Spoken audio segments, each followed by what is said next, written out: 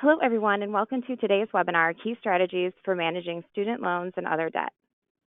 This webinar is brought to you by the ABA Career Center, which offers both career development resources and a job board where you can upload your resume for employers to search and create job alerts based on your search preferences. All this and more is accessible at ambarb.org/careers. My name is Emily Roschek. I'm the director of the ABA Career Center and Senior Lawyers Division, and I'll be serving as your moderator today. I'm delighted to introduce both of our panelists today. Our first is Jen Lee. She's a debt and credit attorney and owner of Jen Lee Law Incorporated. She's a leading expert on debt, credit, and financial stress, having been featured in Consumer Affairs, U.S. News and World Report, and other national publications. She works closely with each client to come up with long-term solutions to make their lives bearable and allow the client to breathe again. Our next panelist is Samorn Selim, who's the Creative Joy Director of Career Unicorns and has successfully worked with over 1,000 clients to effectively land dream jobs, be promoted to leadership positions, and develop a book of business. She was formerly the Director of Employer Outreach and Associate Director for Private Sector Counseling and Programs at Berkeley Law and an attorney at Manat, Phelps & Phillips. Please join me in welcoming Jen and Samorn. And now, Samorn, please tell us, what are we going to be discussing today? Thanks so much for the kind introduction, Emily, and thanks everybody for taking time out of your busy schedules to come on to this webinar, especially if you're a student, because we understand that final seasons is upon you. So for today, the program agenda is we're going to talk about the mission of Career Unicorns and Jen Lee Law, just so that you have an understanding of our backgrounds and why we're so passionate about helping people understand debt and how to manage it so that you can live a life with joy and have a career with joy. We're also going to talk about really burning questions that we received from the audience, and thank you for filling out those questions about what you'd like to walk away with. So some burning questions we saw overall were on how do we manage student loan repayment options and other debt, including IBR and other options, the current status of federal loan programs for forgiveness and debt consolidation, and whether you should take the federal loan program, the tax consequences of that, and what career options you have when you do have debt, and how do you factor debt when you're making decisions about whether you should jump ship from a firm to government or nonprofit and vice versa. We're also going to share a little bit more personally about like what we would have wanted to know if we were still in law school and or recently just graduated from law school in our younger selves in terms of managing debt, because now both Jen and I collectively have worked with over thousands of clients on their careers and on their debt issues. And then we'll leave some time at the end to do Q&A. I know the webinar ends at 11. I'm happy to stay on for a little bit longer just to cover all these questions. So feel free to type in your questions. We'll try to answer them throughout the webinar. And if not, we'll table the questions till the end, but we do try to get through everything. So thanks so much. And we'll continue on with the rest of the program. Great, thanks, Samorn. Yeah, if you can please start with the mission of your new consulting company, Career Unicorns. Thanks, Emily. So the mission of Career Unicorns, I think, speaks for itself. It's this idea that there seems to be this idea that there's a box that we all have to fit in. You either go to government, nonprofit, or private law firm. And the idea of Career Unicorns is that there's so much more out there that you can do with the JD, both within the legal profession and beyond. And so that's the idea behind it. And the idea is also that you can live with joy. Law doesn't have to be drudgery. You don't have to wake up every day feeling dread going to work or working 18, 20 hours and burning yourself out and physically putting yourself in a place where your back is being thrown out or your neck hurts. And we at Career Unicorns believe in the idea that you can wake up every day excited, filled with joy, no matter where you are in your career, whether you're a law student or even for some of my clients who have been out and working 30, 40 years and they're looking for a change. And we provide you with very key strategies on what specifically your particular issue or situation is so that you can take steps immediately to improve your life. And the engagement process usually is about 3 months.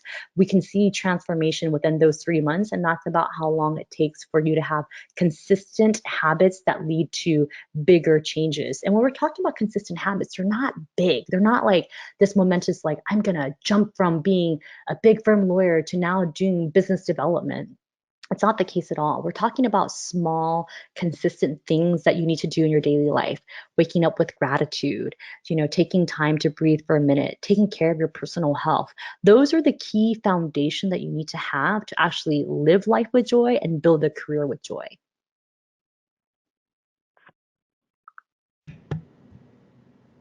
Thank you, Samorn. Jen, please tell us a bit about the mission of Jen Lee Law. So I talk about the elephant in the room a lot. I tell people that there about over 50% of Americans have a debt or credit problem of some sort, and I find that most people feel like they're alone and they fail to reach out and find out what their options are because they think that no one else has that problem. So my first mission is to help people realize they're not alone, that when you go on Facebook and you see everyone posting about how great their lives are and that they were in Maui last week and they're in wherever next week, that people only post the good things on Facebook, because if you post bad things all the time, people block you and um, accuse you of vague booking, I guess, because they're not sure what's going on in your life. No one goes onto Facebook and posts about they filed bankruptcy last week. And so I want people to get into the mindset of you're not alone. There are lots of options out there. We do a lot of educating and informing on both legal and financial options for dealing with all kinds of debt and credit issues, not just bankruptcy. We also help companies understand the impact that financial stress has in the workplace, especially law firms where lawyers coming in have extreme student loans, and financial literacy programs are not the answer to that. They need to understand what their legal options are. So I like to say our mission is helping individual and business clients take control of their finances. Wonderful. Thanks for sharing all that. So let's dive right in. So what are some of the problems that you see today with debt, and what can people do to get started with managing it, including student loans? And so, Jen, I'd like to start with you. Sure. So one of the big problems, and the first thing we have on here, is mindset. It's really hard to look at that number. It's really hard to get it all put together and figure out what you have. And a lot of people come into my office and I start asking them, okay, what does your debt look like? How much is it? And they have no idea what that total looks like. So it's hard to look at. It's hard to admit that it's there, but the mindset of, okay, I'm going to solve this, I'm going to get this taken care of, is really important. So I think the mindset issue, just to get started with, is one of the biggest hurdles. And then getting organized and finding out what resources are out there can be very empowering at some point for the mindset as well. So that's how to get started. Okay, Samorn, did you have anything to add? Yeah, absolutely. Thanks for sharing that, Jen. I think that there is a lot on Instagram, Twitter, Facebook, and other social media platforms where there's this feeling like you have to be perfect. And so what that does is that it makes it scary for you to face that big number. And for some people, that big number could be $5,000, right? I mean, for a family like myself, where we grew up on welfare and we lived in the hoods of Stockton, like $100 was like how much we had for a whole month of groceries. So being in $5,000 of debt is incredible and crazy. Like, how could we possibly pay that back? And for others in today's market where tuition is rising because government funding is decreasing, so schools have to make up that money somewhere else, you're looking at tuition at $50,000, $70,000 a year, plus housing, plus all these other expenses that comes with being a student. And so that number could be $200,000, $300,000. And like Jen said, you need to be able to look at the truth of what's going on. And the mindset I'm talking about is scarcity versus abundance. If you go in with scarcity of there's never enough money, I'm never going to be able to make it, then you're likely setting yourself up for that. Versus if you say, you know what, this is an investment. I went to law school because I have a dream of being a lawyer, whether it's working for a big law firm, doing social justice, or in my case, working for the Federal Trade Commission doing consumer rights, which a lot of people made fun of me for it, by the way, because they said it's not real social justice. says, but surprise, surprise, privacy issues and consumer fraud is a really big issue now. So, being able to look at that in that positive light of this isn't bad debt, this is good debt. I'm making an investment for the future and there is a payoff. In my case, I was making $32,000 as a legal assistant at a public interest law firm. When I graduated from law school, I was one of the fortunate few who got a big law job and was making $160,000 a year, right? That's a huge investment and a huge payoff. So you just want to think about that in that way so that you can actually have a positive relationship with your money as opposed to a negative one. And then secondly, I would say get organized. And what I mean by that is look at the numbers. If you don't look at your numbers, you're going to have a very hard time figuring out what you need to live on. And it's easy in today's world to look at numbers because your financial statements are usually all on your credit card bills and your banking bills. That's all online. You just need to download that information and use an easy resources like Mint, mint.com. And you can aggregate all of your information and kind of get a high level view of like, man, monthly, where are all your expenses going? When I did that and I was really scared of looking at that, I was like, oh my God, I spend so much money going to these bars. And the funny thing is I don't really drink, but I was going to all these happy hours because that was what you did as an attorney. And then everybody would binge drink because everybody's so freaking miserable and hates their job, right? And then I would basically be supplementing everybody else's drinks because I was trying to have social engagements. And at that point, I just made a decision. I'm not going to have MoFo or FOMO, that's what it's called, right? Fear of missing out anymore. I'm just gonna, I was like, I'm not very good at acronyms. My 11-year-old niece likes to call me out on that, but I'm not gonna have that anymore. I'm just gonna tell people like, if you want to hang out, let's go do tea or coffee because it's healthier. Because I don't really drink, and also two, I don't want to supplement other people's drinking habits. And three, like that actually allows me to save money, and that $100 that I normally would supplement other people's drinking habits, I can actually spend on paying off my student loans. A third thing is getting resources. Jen is a great resource. I, as a career coach, am a great resource where I work with my clients on like, if this is your dream, where you are now is not where you want to be. And we need to have a very clear picture of where you want to be. And then ask yourself the hard question of what do you need to do differently now so that you can be your future person that you want to be? And then have an action plan and execute. That's very important, is to execute. Too many people are in their own heads like, I should look at it, but I'm not going to ever. Just do it. If you do it, you will find that if you use Mint and all these other things, it's probably an hour to 3 hours max, depending on how many resources you have or how many accounts you have to really look at it and to really think. And you don't have to start big. A basic thing might be like, gosh, I have 5 credit cards because I had to use credit cards for food and drinks and housing when I was in law school because I don't, like me, I didn't have any family support. In fact, my dad died right before law school started, so I had to send money home. So it was really stressful for me. I had to give them all my savings for the funeral. And so it really took me out in a way that I just wasn't prepared for. But you can just say like, okay, this credit card is 25% interest rate versus this other credit card, which is 0%. The first thing I can do is to transfer all my expenses on credit card debt to that 0% credit card. And that alone will save you tons of money, especially if you have a lot on the credit card. So what we're talking about is not like these huge things that is far out that you can't do. There are things that you can do right away. Wow, all great thoughts, Samorn. I agree. Like mindset over matter always, and definitely get a plan and just do it. That's the best way to rip the Band-Aid off. Thank you. Yes, for sure. So what programs are out there for dealing with student loan debt that may seem overwhelming? And is there anything that would you recommend refinancing, and what are the pros and cons? So, Jen, I'll start with you. Sure. So I often hear from my clients that come in with student loan debt, and I see everything from where someone said that was $30,000 could be overwhelming up to I had someone with $950,000 of student loans last week. So Wow. I see this broad range. And the most common thing I hear from people is I didn't know. I didn't know that I had options. I didn't know that there was anything out there. And so I think talking about some of these federal loan programs are very important. And sometimes they're federal and sometimes they're part federal, part private.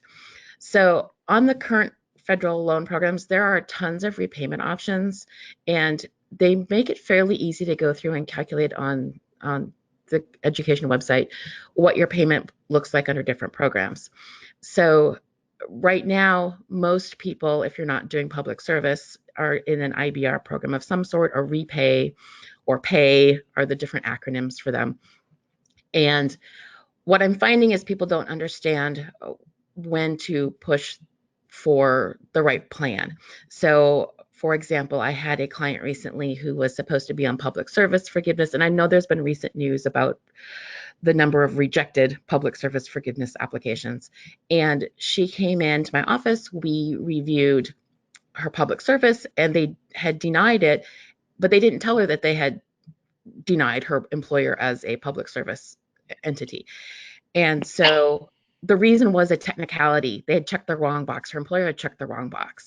And so had she not figured out that that was the problem, she probably wouldn't qualify in 5 years when she's getting ready to do her public service forgiveness. So I tell people all the time, make sure that you follow every single rule of whatever program you're in to make sure that you qualify, that you're paying the right amounts, that you're under the right repayment program. And it can be quite overwhelming. And there are lots of information and resources out there these days for IBR and those programs. So that's just general federal loan programs. There are other options on refinancing and consolidating too we can go through. But Samorn, did you want to fill in anything on the federal loan programs? Yeah, absolutely. I think Jen did a great job covering that. One of the things I think that you have to really look at is, where are your loans coming from? So for me, I was very fortunate. I also did something that was not ABA approved, but I didn't know this at the time. I signed up to be a graduate student instructor my first semester of law school. I know some of you are probably laughing or being like, are you crazy? Yes, I was. I didn't know that how bad and hard law school would be. So I signed up to teach undergrads, and I was grading their exams throughout the semester as I was working on my own stuff. But what that really helped me to do was I was able to get a reduction in my student fees. So they covered a portion of that. They also covered my health insurance, and they gave me a living stipend of $1,500 a month, which was able to cover all of my rent because I lived in like one of the cheapest apartments possible as a law student. And so that was really great. So I had the income that I had covered my rent as well as food. And I actually had enough of money to send home to my mom so that she can pay for her PG&E bill and her water bill and things like that. So I felt really incredibly lucky, and I had to talk to the dean of students about it, but she totally understood because my dad had just died. So being creative about how you get your money was really important. The second thing that I see for a lot of students, and I've worked at both Berkeley Law School, UC Hastings, and Golden Gate University, and their schools at the top tier all the way to the bottom tier. No matter where you go to school, there is some kind of loan repayment that the school typically offers. And so what I would say is that you need to really ask your school what kinds of program they have, whether you qualify, and don't just fill out a paper form. Go in, talk to them, understand what it is that they're looking for in their criteria, because it varies from school to school. And so, for example, at Berkeley Law, at least at the time when I was working there, they would cover all of your IBR, income-based repayment. They would cover all of those fees monthly if you qualified and they approved you. At a program at Golden Gate, they didn't do that, but they gave you like a percentage, right? And so you just want to make sure that you are looking into those resources, because it could be very helpful and really help you pay down your debt, especially since interest rates are compounding, meaning whatever you accrue in interest, if you don't pay that down, that's going to be part of the principal that you're paying as you're moving forward, right? So you want to think about that. In terms of consolidating or not consolidating, that's a very tricky issue. You want to look at the percentage of your loans. So my undergrad loans were at 2.3%. I know I graduated at a really crazy time. People were like, never pay off that loan. But I did actually pay off my loans 2.5 or 3 years early, and I just wanted to get the debt done. But my law student loans were at 8.9%. So if I was to consolidate it, it didn't make sense because I would be losing out on the 2%, right? What I could do is refinance so that I can decrease the 8.9% loan to something else. And so companies like SoFi offer that. They're a really big sponsor right now.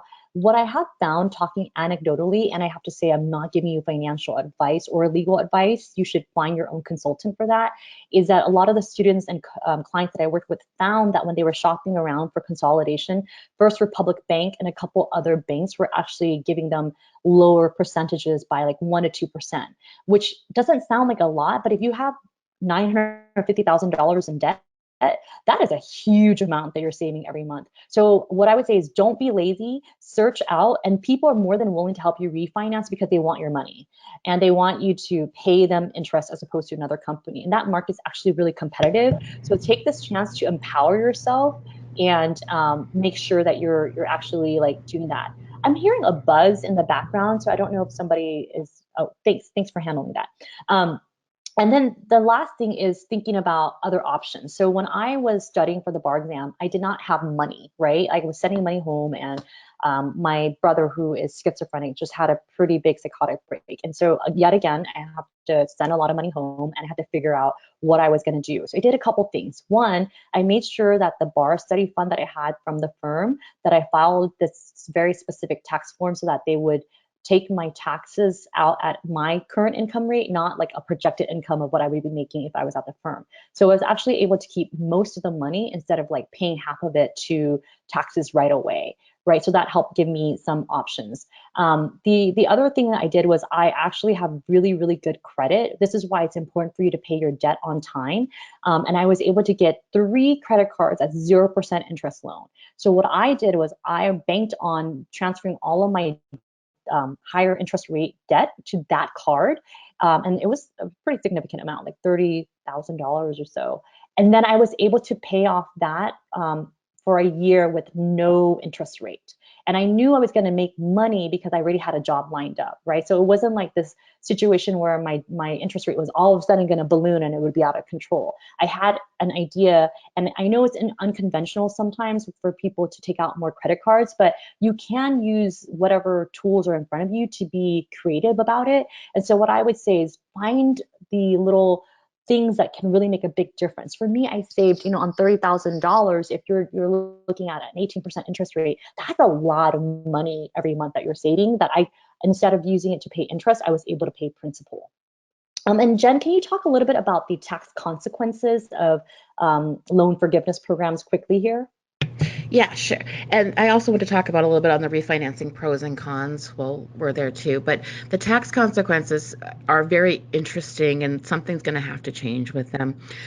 Right now, if you're on public service forgiveness, if you're on the 10-year public service forgiveness plan, the debt that's forgiven at the end is not taxable income. So that's good news for people who work in public service. However, for those of us that are in private and are working on one of the 20 or 25-year income-based repayments, right now, the debt that's forgiven at the end is taxable. And keep in mind, when you're on IVR or on a repay or something like that, most of the time your payment that's calculated out based on your income isn't even covering the interest on your loan. So your loan is growing bigger and bigger and bigger every year. So if you have $200,000 now, in 25 years, that could be $1 million. Oh my gosh. Yeah. And so those programs are great as far as being able to afford your payments, not getting them into default and that kind of thing. But you also have to be very careful that you plan for the future and what that looks like.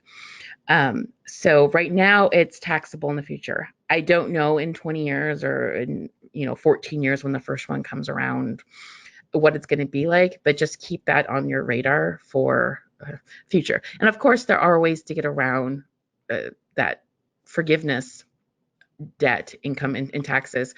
But you have to be insolvent. And I would hope in 25 years, after you've paid on your loan for 25 years and now you're 50 years old, that you wouldn't be insolvent. You would have retirement savings and that kind of thing. So that's not an ideal goal for me, to be insolvent when you're 50. And then going on a little bit for the refinancing. So I always caution people with refinancing, because if you go from a federal loan to a private loan like Sophie, First Republic, which are both great programs. I use First Republic a lot for their refinancing because they have such a great interest rate. Those programs do have credit requirements, as Samorn was saying. First Republics are actually pretty high for your credit score in order to refinance. But you also lose any income-based repayment plans, repayment options. So I usually recommend those programs when someone has a really stable job that they have no problems making the payments on. But if you're relying on income-based repayment, then the private refinancing probably is not a good idea until you're stable and can make full payments. So that's always one of my caution points, is that make sure that you know what you're getting into, because you do lose all income-based repayment. It's a private loan. They can sue you for it, garnish your wages, and all that kind of fun thing too. There's no payment plans for them. So somebody asked a question, I think it's timely. I have been hesitant to apply for the loan forgiveness program despite working legal aid, because I understand that your monthly payment amount is based on my household income and my wife earns a good salary. That would likely result in a higher monthly payment than what I'm already paying now. Has this changed? Do you know the answer to that, Jen? So it does rely on household income if you file your taxes jointly. So yes, that is your monthly payment is going to be based on your household income. So that's also true. So I would make sure that you run the numbers on those, though, because it's not necessarily that the amount would be too high. And if you can still get it forgiven in 10 years for if you're in public service, it may work out better in the long run. So you really have to compare the numbers. I will say, if you're in a community property state, I'm in California, so that's how I know this, you really can't file taxes separately because half of your spouse's income is your income as well. So there's all kinds of issues with community property states. But yes, it is household income if you file jointly. I would recommend that you still apply for your school's loan forgiveness program that's specific to them. That's not part of the federal government, because sometimes the schools do count your spouse's income and sometimes they don't. So it's very school specific. So in that case, you should really research to see, like, one, do you still qualify? Because typically if you apply, they want you to apply within like a year of graduating or something like that. And every school has a different criteria. Sometimes they give you 5 years. Like when I was at Berkeley, I missed the mark when I transitioned from firm life to working at the law school, actually, because I think they had like a 2-year period, but I had already been at the firm for 2 years. And so you just want to make sure that you're aware of the rules that's specific to your particular organization. And then the other thing I would say that we hadn't talked about is a lot of companies, especially in the tech space, are actually offering fringe benefits where they're paying for your student loan debt. And so make sure that you look into that if you're working, because your organization might be the person who might be the company that actually has a program for you, and they're changing every day. Every so often, my clients are like, "Oh, my company just started this new program." So be aware of that fringe benefit. And then somebody just asked, if they're working in public service for 5 years but have not applied to the program, are those 5 years recognized, or would I have to work another 10 years? So for the federal program, they count your years based on the amount of payments you make. So your service starts the day or the month that you make your first payment once you apply for that program. So it sounds like the answer is yes, but I would double check again because the rules are always changing, especially with this new administration. Any thoughts on that particular question, Jen? Yeah, so if you have to make payments under a qualified income-based plan. So if for the last 5 years, if you've been making payments under a qualified plan, then those years can count towards your public service forgiveness, as long as they're recognized. So make sure the pitfall here often is that people weren't making payments under a qualified plan. So you need to check to make sure that that's true. Great. And then Alex, did you have more to add, Jen? Sorry, I didn't mean to cut you off. So my firm, I pay from my associate student loan for their student loans, and it's a program called Gratify, which is offered through First Republic Bank, and so it's an option for fringe benefits and that kind of thing. So if your firms or your companies are looking for a program, I would highly recommend Gratify. It makes it very easy to make student loan payments for your employees. Oh, that's great. And so, if you guys want, and gals out there, if you want to work for an employer who does that, maybe you should look Jen up. We're hiring. Free marketing. Alex said, thank you for answering his question. And then somebody else asked, does their spouse's loan factor into their monthly payment on IBR, income-based repayment plan? Do you know the answer to that, Jen? Yes, they do ask for they do a combined analysis, I believe, on both incomes. So your income-based repayment is based on the total amount of debt and your total amount of income. Okay, and then another question. My employer has offered to help pay my student loans, but I've been told I'll need to report any employer payments as taxable income. Is that the case? I don't know, because Yes. that is actually Yes. new. Okay, it is. Okay, that is true. Yep. Is there requirement for public interest loan that you more than part-time? I worked for 2 years for 20 hours. I think 20 hours is the minimum that you need to have. Is that right? Or do they increase it to 25? Okay, 20 hours. 20 years. Yeah, so you have to do the 20 hours. Yeah, these are really great questions. Oh wow, we have so many more. Yes, the webinar is being recorded, and we will be able to send that out in 7 to 10 business days. Somebody said, I lost a year of credit because the loans were not consolidated with the Department of Education. Were already under an income-based plan, but not consolidated. So people need to have both. So that's just a comment. That's not a question. And then what types of secondary jobs, aka side hustles, are out there?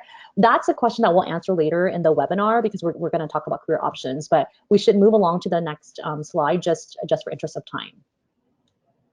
Yep. Yeah, thank you, Samorn and Jen. Those are all great insights into different strategies on how to refinance or look into different options. So let's talk about career options. What if debt is holding someone back from their career, from the career they really want? And then what are some alternative careers to traditional law firm, the traditional law firm track? Samorn, I'll start with you. Okay, sounds good. So Kate, we're going to answer your question right now. So debt as part of the equation. I think a lot of people will say things like, I can never leave my firm job because I have debt. And I think, I'm being very candid, and I say this in the nicest way, bullshit.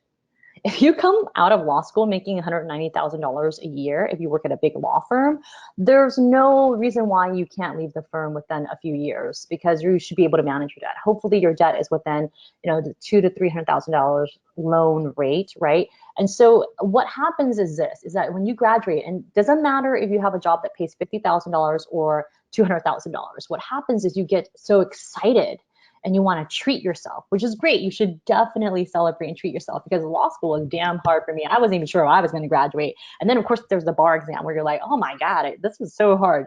And so you splurge, but then you start developing these bad habits of like, wow, I'm a lawyer now. I'm going to have refined taste. I'm going to go to these nicer happy hour bars where drinks are now not $7 for a beer, but it's like $15, and you're going to have kombucha shots and whatever, avocado toast that costs $15, which I'm still like, how is that possible? And I self-admittedly do pay for those things too. So I'm not judging here.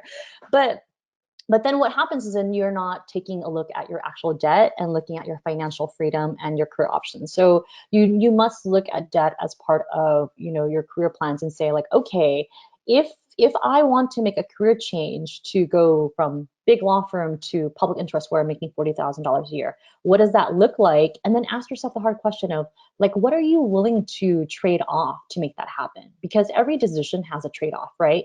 If you decide, you know what, I want these golden handcuffs, I want that mansion, I want that nice car, I want to be able to go to happy hour and never worry about money, then you should absolutely stay in big law, and then stop complaining.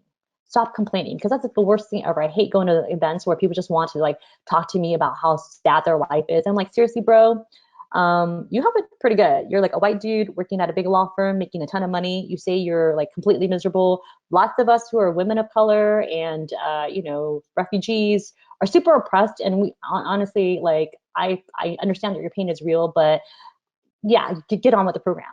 Because the reality is you always have a choice, right? And so it just really comes down to that. On the other spectrum, I hear a lot is, oh, but I need to fight for social justice, and why won't people pay me more? Listen, the world is unfair. I knew that very early on, growing up as a refugee and surviving my first drive-by shooting at the age of 5. It's a hard world out there. And you can cry and say it's unfair. And you know what? The world is unfair.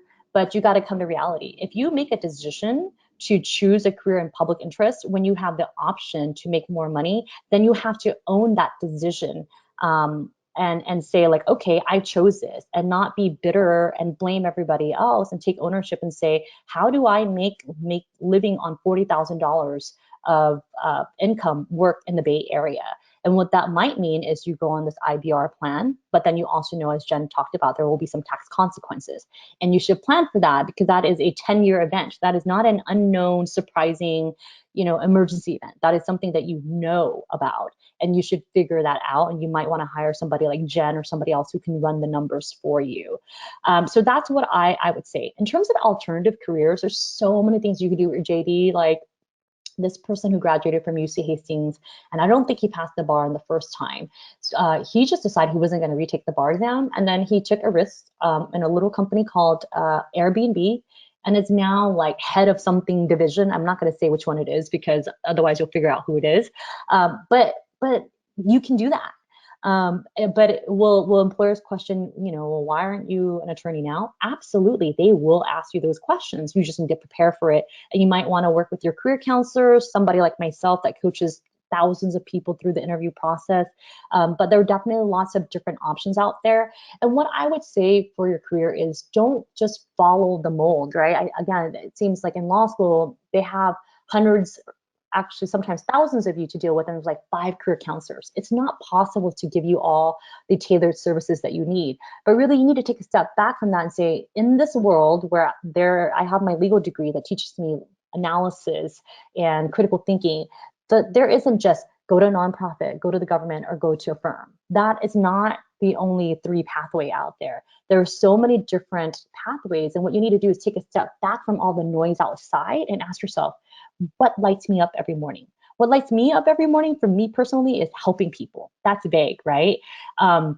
But what really lights me up is helping people own their stories, own their shit, because I grew up with a lot of shit myself, but own my stuff, own all the stuff that you feel guilty and ashamed of, and saying like, how do I handle this? How am I going to work through this? And the reason why I love the career piece is because that's often tied to that piece. Like I feel terrible because I failed the bar the first time, so I'm never going to be able to have a career in law. I worked with somebody who failed the bar 3 times, and now she's in-house counsel at Salesforce. So these are all things that you can overcome, but it does take an honest look at, where am I right now? What is keeping me stuck? Where do I want to go? And then looking at that middle piece of saying, well, what am I willing to do differently, even when it's really hard, so that I can become the person I want to be?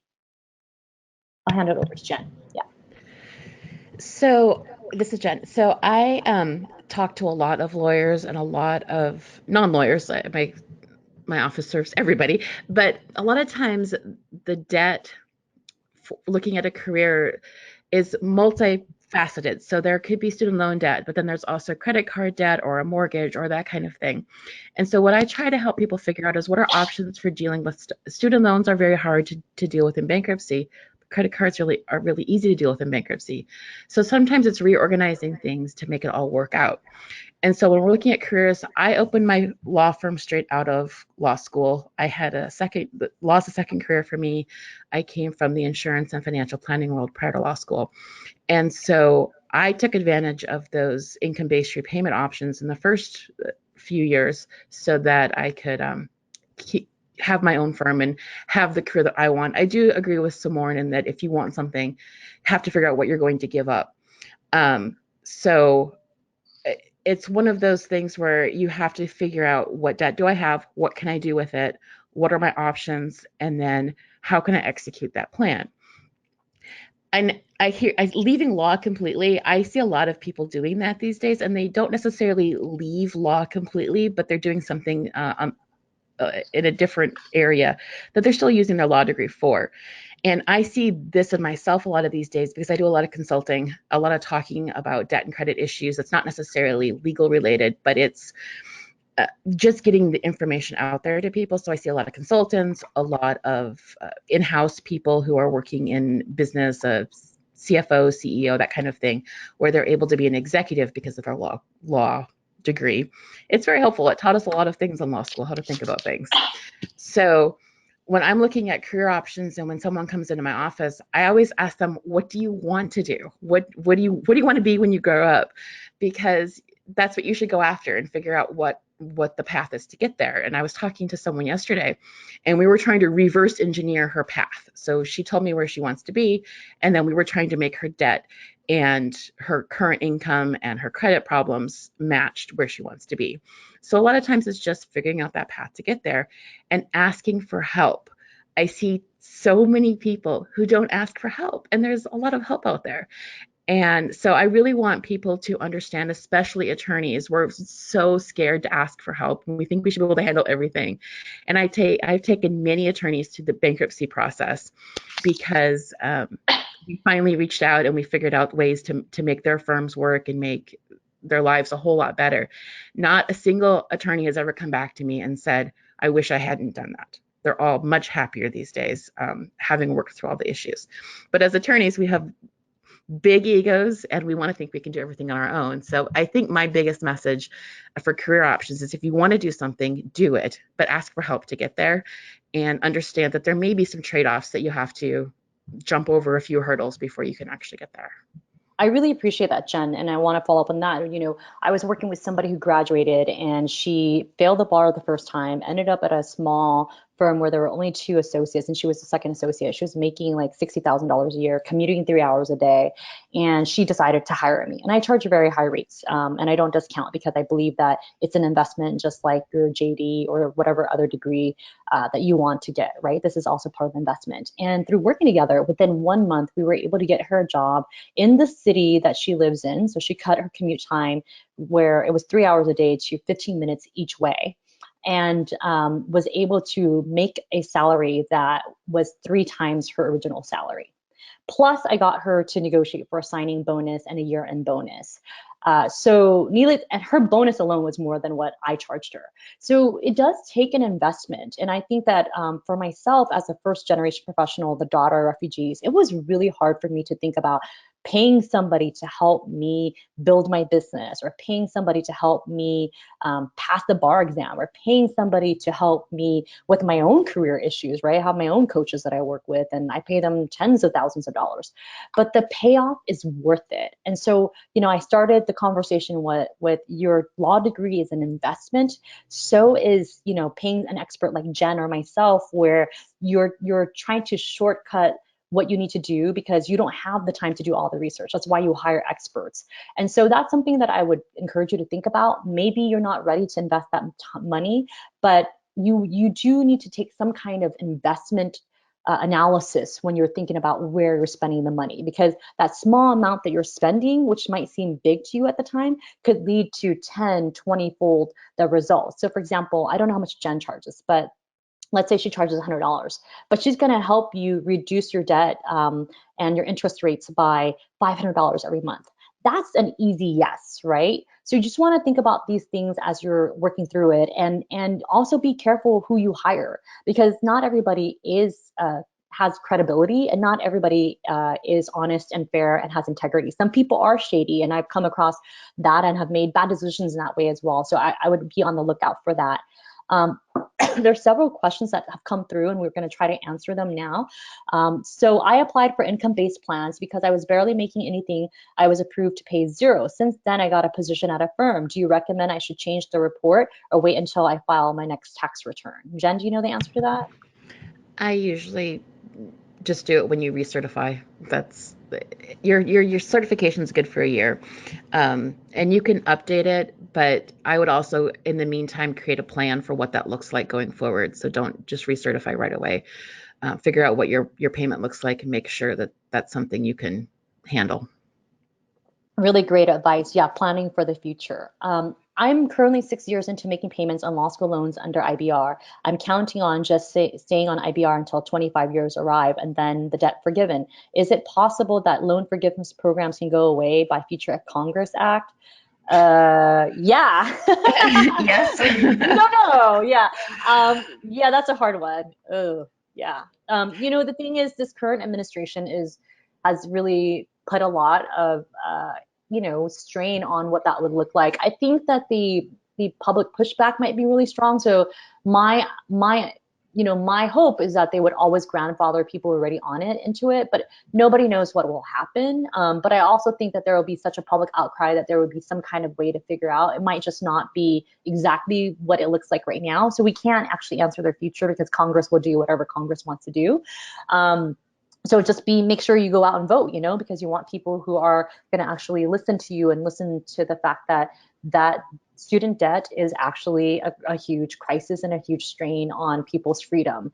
And then the other thing that I would say is, save up for that in case something does happen, because don't live in this idea that like, well, IBR is going to be taken care of. I'm just going to skate free. You know that there's a risk there. And I don't mean like live in fear, but maybe you could just save $50 a month and say like, okay, if in 25 years something does come up, I'll have this little change that I've also invested that I can pull out to help with that. Anything that you want to add, Jen? Yeah, there's a couple. So I usually recommend if you can pay off your student loans, pay them off. I know it's easy, or not, it's not always easy to get onto IBR and do that, but I do have some clients we've worked with in the last few years of just coming up with aggressive payoff strategies, so we don't have to worry about this. And I will say, I don't think that, Congress cares about the economy, and the student loan debt is kind of crippling to the economy at this point. And so I don't think that it will actually go away. I'm hoping, as Samorn was saying, that there actually is improvements to the programs and how things are done, because it's becoming a massive problem, not just for lawyers, but for other graduate students, and even undergrad these days is very expensive. So I think something will have to be done, but we need to keep on top of it. Yeah, and also be aware that there was a recent article that came out that 90% of loaned forgiveness has been rejected, but it's really because of these minor technical issues. Yeah. So if you are rejected on the first try again 3 or 4 more times, because you just never know what's going on. And then if you're really not getting through, hire an expert like Jen who can walk you through that process, because the amount of debt that could be forgiven is really high and it's worth investment. So next question is, I'm a solo practitioner. Do you have any suggestions on how to manage my loans? So I started as a solo, most of the time when I'm working with solos, we're looking at income-based repayment options while the firm is in growth mode from the beginning, because usually in the first 5 years of solo practice, you're not making big bucks. And so income-based repayment options are good. I always caution people, and I think we talk about this later, advice to yourself, but I always caution people to live fairly modestly if you can, and keep your overhead very low, because I saw many attorneys in the recession that their overheads were extremely high. They had a fancy office space, and honestly, I'm working with mostly consumer clients. I do have some corporate clients, but they don't care if my office is on the top floor in San Francisco. They care that I can help them solve their problems. And so I think falling into that mindset of I have to spend money to make money is a little outdated, and the traditional law firm model is going away rapidly, as you've seen by some of the big law firm bankruptcies that have happened recently. So overhead really low, and just manage your finances and expectations as best you can. Great point, Jen. And for me, I don't have a physical office space anymore. I work remotely because most of the time I'm meeting with my clients either through video chat or something else. So I have a home office that I've set up. And then if I need to meet a client in person, then there are a lot of co-working spaces like WeWork and other organizations. And there's also Breather, which has private office spaces you can rent by the hour. So there's a lot of ways to keep costs down. And then the other thing I would say is one way that you can really reduce your debt is to get more income, right? Like, how do you generate more business? And I'm going to lead a webinar on personal branding later on, and how to market without feeling icky. And so there's a lot of things that you can do to generate more income. And that's actually one of the fastest ways to pay off debt, is to make more money and then pay off the debt. So you're at a really great place in the sense that you're a solo practitioner, which can be hard because you're managing everything, but also really great because then you have the potential to bring in a lot of money. And that's the same for me. But as we all know, in the road of entrepreneurship, it's a roller coaster. So we can also talk offline more about that because it's a different topic. Better yet, sign up for our next webinar that's coming up, and we can ask more questions about that. Mike Miller says, thanks, real questions now. Okay, thanks, Mike. Another question, I've been working for 5 years in public service. I've been deferring my federal student loans and paying my private loans. I have a high amount of debt and a low average credit score. At this time, the lowest income-based repayment is too high. What would be the best strategy? So this was one individual one where we may have to sit down and figure out exact strategies, because I do agree that paying your private loans first and deferring federal is probably a good plan, because private doesn't have any deferral or income-based options. But it would be something we'd have to look at budgeting and what repayment plan you're looking at for the federal loans to really figure out strategies and options there. So Steve Hupford says, wow, this turned negative pretty quickly.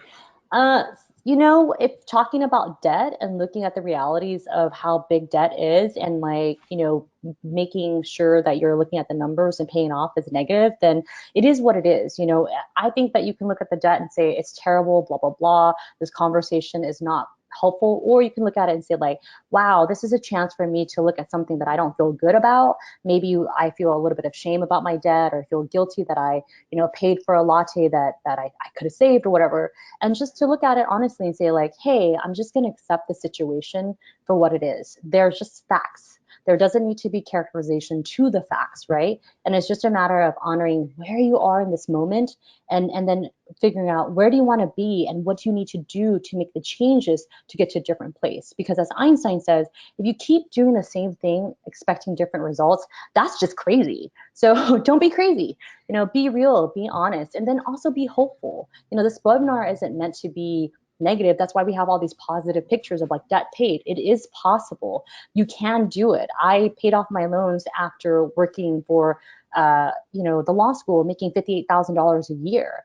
It's just, but it does require you to really look at where you're at and honestly think about what your priorities are. And I don't think it's a sacrifice. I think it's just about looking at your priorities and being honest with yourself. If financial freedom and waking up every day with joy is your priority, then you do what it takes, meaning, you know, maybe you don't buy that $5 latte from Four Barrel, which I used to do and I don't do anymore, right? I make coffee at home.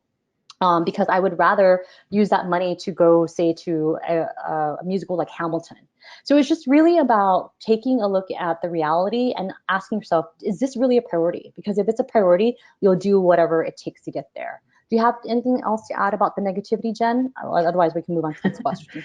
No, that's it is what it is, and that's a lot of people are worried about what others think. I think when it comes to debt and credit problems, and so I do as best I can to make it a positive discussion. Yeah, absolutely. And then Rachel says, I may have missed this, but at the end of the webinar, can Jen restate what services her firm offers? I'm also wondering whether the presenters are available for follow-up questions that are more specific to my situation.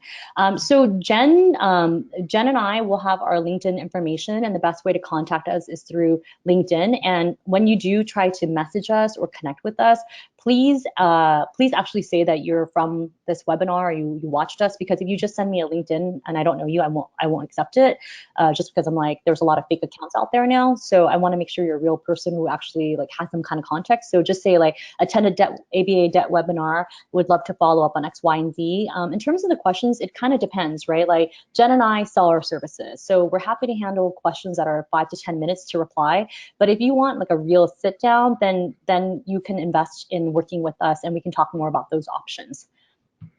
Next question. I started my law firm right out of law school too. I'm using IBR. When will I know that I should get off IBR? That's a Jen question. So when you recertify every year, if your payment is still lower than what your standard repayment would be, then that's probably still time to stay on IBR. I would say if you're able to pay back more than the IBR payment is, at least to keep up with the interest on it, that's a good plan. But just run the numbers and figure out if you went into a standard repayment plan, what that payment looks like. If you can afford that, I would start going back into standard at that point. Okay, there's a ton more questions, but let's move on to the next slide and then we'll keep answering questions as they're appropriate. Okay, yeah. What advice would you give to someone who's still in law school and to your younger self? Jen, I'll start with you. So advice to my younger self, I probably would have gone to law school earlier since law is a second career. But the live like a student is very true here, because I found that a lot of debts that I ran up during law school weren't necessary debts. So a lot of going out and doing things. And so live like a student is good advice. And then investing early, I see just in the general population, I see a lot of people who didn't contribute to 401ks or retirement accounts when they were younger, and they're missing out on all of that compound interest they could have earned. Or they get up to 50 or 55 and they're cashing them out early to pay off their credit cards. So investing early and getting in on a 401k, even if it's only 2% of your income, and saving some money is really good. So just I guess my best advice is to figure out what you want in life and then adjust your standards or your living to be able to meet that. But living like a student is good advice for even people that aren't in school anymore. I see a lot of lifestyle creep these days, and I think we could all go back to living on ramen noodles sometimes.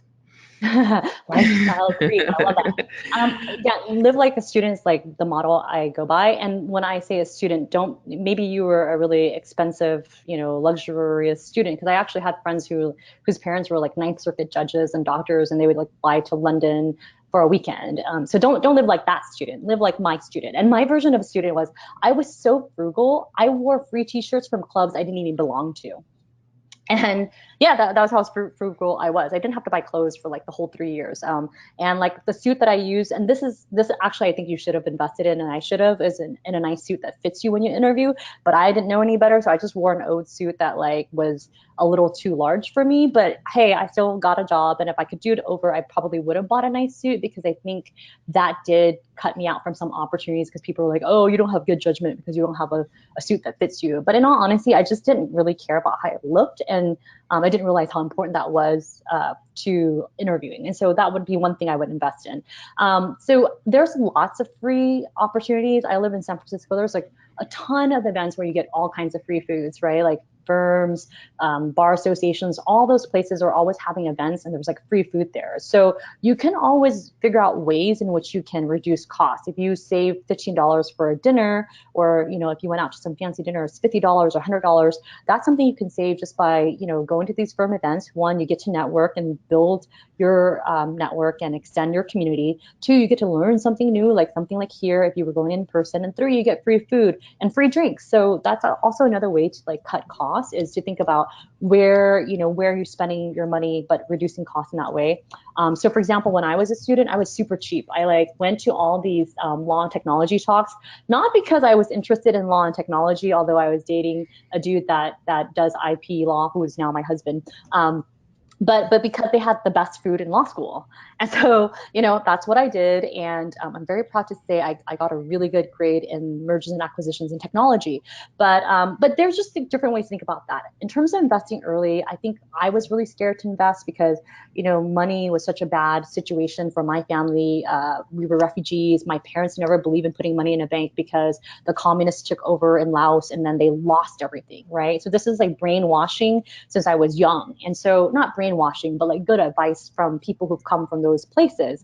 And so going back and looking at like, what are these judgmental things you have about money? Like, money doesn't grow on trees. I'm going to be poor and work all my life. I can't ever trust the banks, and really asking yourself to look at those assumptions and judgments that you grew up with and saying, okay, what do I need to do? I literally read Susie Orman's 9 Steps to Financial Freedom. And I was like, okay, my employer matches my 401k by 2%. At a minimum, I should invest that money because that's like free money. When else are you going to get free money? So really thinking about like what you can do to make it work. And if you can't save 2% of your income, that's a real issue. Like we've got to really talk about that, because you should be able to save 2% no matter what, right? And like Jen said, there's compounding interest where, if you invested 100, but you're getting 10%, next year, even if you put no money in, you now have 110, and then that's gonna, get another 10%. So you're getting money from that. So that's free money that's gonna add up over time. And lastly, live a good life. Don't live a life of drudgery. Like I started out wanting to do social justice and public interest, and I stopped just because they were like, we have to live. You have to be able to give the shirt off your back to the homeless guy. And I'm like, no, I'm not going to walk around San Francisco when it's frigid, freaking naked as a woman just because I'm going to give my shirt off to like a homeless guy. And I'll tell you a quick story. I went back to my high school in Stockton to give a talk about why they should go to college. And this kid straight up raises his hand and doesn't even wait for me to call on him. He goes, why the hell would I listen to you? And I was like, what do you mean? He goes, you drove here in a hoopty Toyota Camry from 1990. My car is nicer than you. Why would I aspire to be you? And that made me laugh for like 5 minutes. And I was like, oh man, that's a very good point. And instead of being defensive or trying to explain or whatever, I was just like, you're right. I should live a better life. And just as much as I give to others, I should give to myself. So I'll end with that, and we can move on to the next few slides. And I know we're coming up to Q&A, right, Emily? Yep. So I don't know if you wanted to me to hold this slide for a second or just go over to Oh, questions.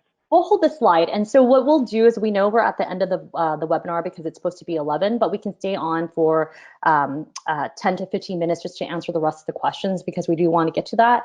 And then if we don't get to your question, you can stay in touch with us. We put our LinkedIn profile on there. It's very easy to find me. You can either search for Samorn Selim on LinkedIn or follow that link there. Same with Jen, and then connect with us or send us an email. Again, make sure that you actually identify that you listen to this webinar because otherwise we won't know to connect with you. And then if you are so generous to want to give us feedback, we would really appreciate you writing a recommendation. For me, I work with a very small number of clients on a very high fee because I provide very quality service. I hold your hand and you get results in 3 months, usually 99% of the time, if you follow what we came up with and do the work. And the way I can do free webinars like this, and as Jen as well, is we get corporate clients to hire us. And so if you can either write us a recommendation on LinkedIn or introduce us to somebody who might want to work with us and can actually pay, we would be really, really incredibly grateful for that. And we'll move along to the next slide, which is Q&A, right? Okay, questions. So I'll continue to ask questions that have come through, and we have a ton of them. These are great questions. Can you explain PILF program and IBR program concerning married couples? My question is about recertification paperwork, question about submitting spouse's financial info. What does the term reasonably unable to access spouse's financial info mean? So usually when you're recertified, they're asking for permission to go to the IRS, state your tax returns. If you file jointly, that's usually the spouse's financial information that they're looking for, is the tax return. So if you don't file jointly, then you shouldn't have to worry about spouse's financial information. Okay, cool. What resources could I call, use, and can trust to help navigate the loan forgiveness process and determine whether my current loan repayments apply under eligible repayment? Typically, your financial aid office actually knows a lot of information. We do know that they're completely overworked. So what I would do is try to see if you can set up a schedule with your financial aid office at your law school. They're particularly interested in helping current students and also young alums. So that would be like the first place I would start. I would also recommend a resource like Jen, right, where she's knowledgeable. She both has the legal side, which can talk about debt consolidation and bankruptcy, but also the financial savvy to actually know who the big players are if you are going to try to consolidate, etc. Are there other resources you want to add, Jen? The government itself has, like, studentaid.ed.gov is a good location for resources too, if you're willing to look up and read about things. But yeah, if you're looking for a person or a resource, then student loan lawyers are out there in every state, and I'm available to help as well. Yeah, so does consolidating your loans help your credit? For example, I have 21 loan accounts and I'm currently on IBR, haven't missed payments, so my credit isn't adversely affected. I want to know if going from 21 accounts to 1 or 2 accounts will help my credit. Jen? So the 21 loan accounts are probably being counted as one account as far as the credit scoring algorithm goes. So bringing it down to 1 or 2 probably won't help or really hurt your credit. It'll be the same. But make sure that you're doing other things to help your credit if that's important to you. What happens at death when you still have outstanding student loans? So if it's your own student loans and you're the student who dies, then the debt is forgiven. It goes away. The problem I see with this these days are parents who took out Parent Plus loans for their children. And if the child dies, the Parent Plus loan does not go away. I'm a solo practitioner as well. Do either of you know if there are tax deductions benefits for student loan repayments made? So I'm not a tax expert or a tax preparer, but there are, if you're interested, you can do student loan interest if you make under a certain amount of income. It phases out once you get above a certain level. I think it's in the $120,000 range. Wow, okay. What are the pros and cons of filing jointly or separately with your spouse when thinking about IBR and or consolidation? So the pros of filing separately, if you're not in a community property state, are that your IBR payment will be lower because it's just your income being considered. If you're in a community property state, you have to file jointly anyway. So, well, you don't have to, but there's a whole tax section built on this community property issue. But if you have a household and you're working with your spouse, I always recommend spouses work together on financial issues, even if the student loans are separate debt, because it affects the whole relationship in the household.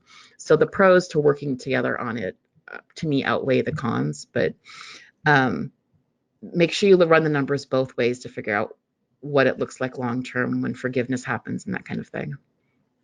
So I know there's a ton of other questions, but Jen has to leave. And so the last question is, thank you for the webinar. It is extremely helpful and encouraging. Great, we're glad that we're leaving with positivity and hope.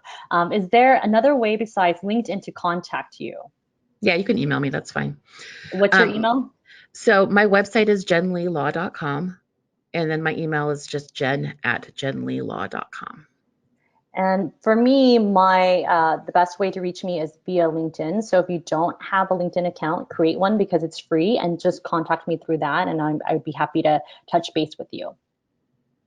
We'll let Emily wrap up the webinar. If you do have questions that we couldn't answer, and we're sorry, there were like 30 questions, but we tried our best to get through them as quickly as possible, and you still want your questions answered, feel free to either contact us via LinkedIn or email Jen through her email or her website. All right. Yes, thank you so much, Samorn and Jen, for sharing all your insights and strategies for managing student loan debt.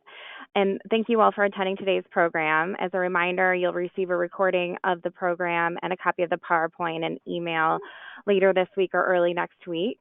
I just wanted to share with you that we have a few upcoming programs. One as early as next Friday on Making It Rain with Samorn. We have one about what happens if you failed the bar exam. We have one on jumpstarting your career early in January, and then building your personal brand. That was another one Samorn mentioned in March. For our career choice series, these are half-hour programs to just give you an idea of different practice areas that you might want to explore. You can always connect with us on social media, and you can go to our leadership page to learn more about our Career Center board.